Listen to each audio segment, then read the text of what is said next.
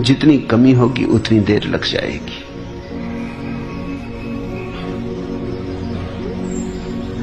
देरी घटना के कारण नहीं है, घटना तो अभी घट सकती है। जैसा बार बार अष्टावक्र कहते हैं, सुखी भव, अभी हो जा सुखी, मुक्त हो, अभी हो जा मुक्त, इसी क्षण। घटना तो अभी घटती है, देर लगती है हमारी पात्रता के कारण। हमारी पात्रता ही नहीं है तो जो समय लगता है वो बीच में जो पत्थर पड़े हैं उन्हें हटाने में लगता है। झरना तो अभी फूट सकता है, झरना तो तैयार है, झरना तो तरंगित है, झरना तो प्रतीक्षा कर रहा है कि हटाओ पत्थर, मैं दौड़ पड़ूं सागर की तरफ। लेकिन कितने पत्थर बीच में पड़े हो, कितनी बड़ी चट्टानें पड़ी, इस पर निर्भर करेगा। झरने के निकलने में देर नहीं है, झरने की राह खुली है, बंद तो नहीं है।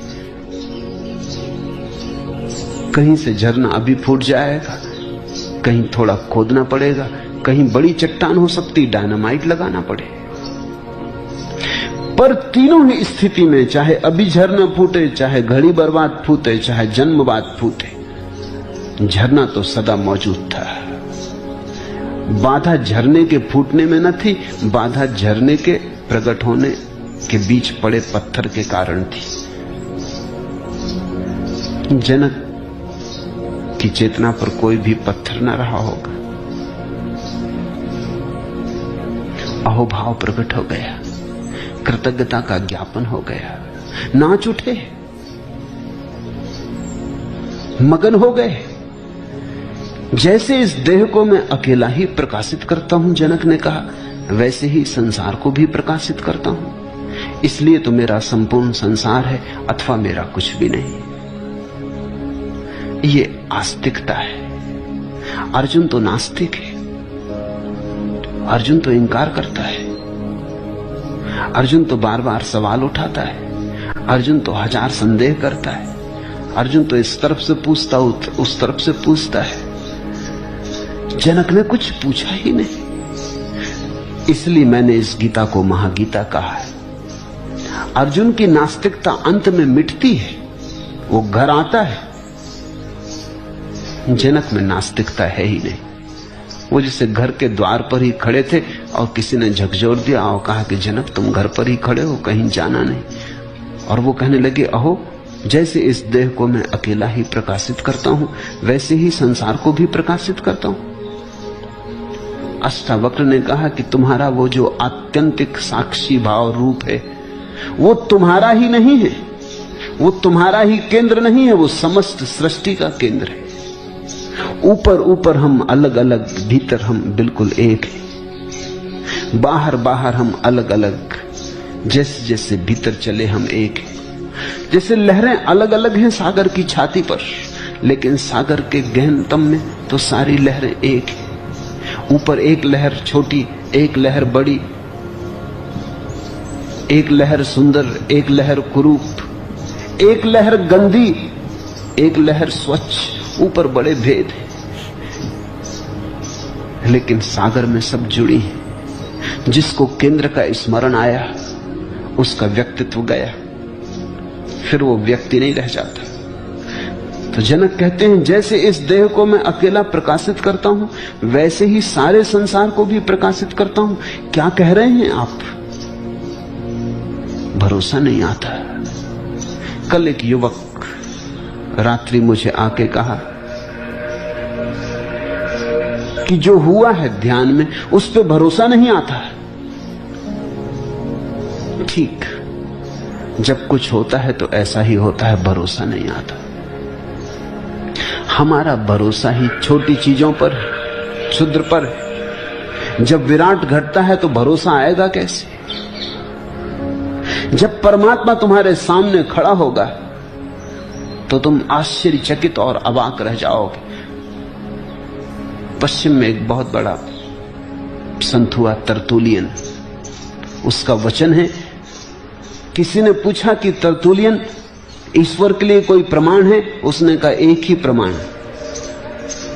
ईश्वर है क्योंकि वो भरोसे योग्य नहीं। ईश्वर है क्योंकि उस पर विश्वास नहीं आता। ईश्वर है क्योंकि वो असंभव है। ये बड़ी अनूठी बात तरतुलियन ने कही। ईश्वर है क्योंकि असंभव है।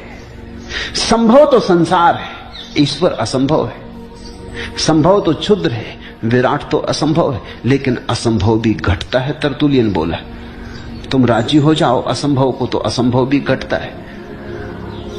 जब घटता है तो बिल्कुल भरोसा नहीं आता। तुम्हारी सारी जड़ें उखड़ जाती हैं, भरोसा कहां आएगा? तुम मिट जाते हो जब घटता है, तो भरोसा किसको आएगा? तुम बिखर जाते हो जब घटता है। तुम अब तक अंधेरे जैसे हो, जब उसका सूरज निकलेगा तो तुम विसर्जित हो जाओगे। जनक कहने लगा, इसलिए तो या तो संपूर्ण संसार मेरा है या मेरा कुछ भी नहीं है।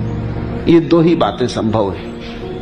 इस बीच में कोई भी दृष्टि हो तो भ्रांत है। या तो संपूर्ण संसार मेरा है क्योंकि मैं परमात्मा का हिस्सा हूं, चूंकि मैं परमात्मा हूं, चूंकि मैं सारे संसार का केंद्र हूं, चूंकि मेरा साक्षी सारे संसार का साक्षी है, तो या तो सारा संसार मेरा है, एक संभावना, या फिर मेरा कुछ भी नहीं, क्योंकि मैं हूं ही कहां। साक्षी में मैं तो नहीं बचता, सिर्फ साक्षी भाव बचता है। वहां दावेदार तो बचता नहीं। कौन दावा करेगा कि सब मेरा है? तो जनक कहते हैं दो संभावनाएं, ये दो अभिव्यक्तियां हैं धर्म की, या तो पूर्ण या शून्य। कृष्ण ने चुना पूर्ण, उपनिषदों ने चुना पूर्ण।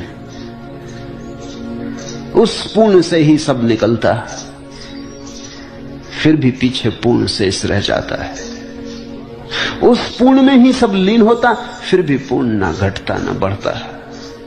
उपनिषदों ने, कृष्ण ने, हिंदुओं ने, सूफियों ने चुना पूर्ण, बुद्ध ने चुना शून्य। ये जो जनक ने वचन कहा कि इसलिए या तो सब मेरा है, मैं पूर्ण हूं, पूर्ण परात्पर ब्रह्म हूं, और या फिर कुछ भी मेरा नहीं, मैं परम शून्य हूं। ये दोनों बातें ही सच है। बुद्ध का वक्तव्य अधूरा है, कृष्ण का वक्तव्य भी अधूरा है। जनक के इस वक्तव्य में पूरी बात हो जाती है। जनक कहते हैं दोनों बातें कही जा सकती। क्यों? क्योंकि अगर मैं ही सारे जगत का केंद्र हूं तो सारा जगत मेरा। लेकिन जब मैं सारे जगत का केंद्र होता हूं तो मैं ही नहीं होता। मेरा मैंपन तो बहुत पीछे छूट जाता है, धूल की तरह उड़ता रह जाता है पीछे। यात्री आगे निकल जाता, धूल पड़ी रह जाती। तो फिर मेरा क्या? या फिर मेरा कुछ भी नहीं। अतः मम सर्वम जगत, या तो सब जगत मेरा, अथवा मम किंचन न, या फिर मेरा कुछ भी नहीं। आश्चर्य है कि शरीर सहित विश्व को त्याग कर किसी कुशलता से ही, अर्थात उपदेश से ही, अब मैं परमात्मा को देखता हूं। अहो ससीरम विश्वम परित्यज। आश्चर्य कि मेरा शरीर गया, शरीर के साथ सारा जगत गया, त्याग घट गया। त्याग किया नहीं जाता, त्याग तो बोध की एक दशा है, त्याग कृत्य नहीं। अगर कोई कहे मैंने त्याग किया तो त्याग हुआ ही नहीं, उसने त्याग में भी भोग को बना लिया। अगर कोई कहे मैं त्यागी हूं तो उसे त्याग का कोई भी पता नहीं, क्योंकि जब तक मैं है तब तक त्याग कैसा। त्याग का अर्थ छोड़ना नहीं है, त्याग का अर्थ जाग के देखना है कि मेरा कुछ है ही नहीं, छोड़ूं कैसे? छोड़ूं क्या? पकड़ा हो तो छोड़ूं, हो तो छोड़ूं। तुम सुबह उठ के ये तो नहीं कहते कि चलो अब सपने का त्याग करते। तुम ये तो नहीं कहते सुबह उठ के कि रात सपने में सम्राट बन गया था, बड़े स्वर्ण महल थे, रत्न जटित आभूषण थे, बड़े दूर दूर तक मेरा राज्य था, सुंदर पुत्र थे, पत्नी थी। सुबह उठ के तुम ये तो नहीं कहते कि चलो अब सब छोड़ता हूं। कहो तो तुम पागल मालूम पड़ोगे।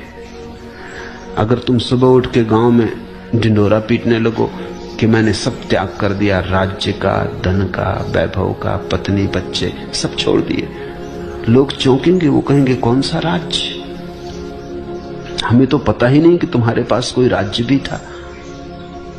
तुम कहोगे रात सपने में, तो लोग हंसेंगे कि तुम पागल हो गए। सपने का राज्य छोड़ा तो नहीं जा सकता। इसलिए परम ज्ञान का सूत्र यही है कि जब तुम्हें दिखाई पड़ता है कि ये संसार कुछ भी नहीं, तो छोड़ने की क्या बात है।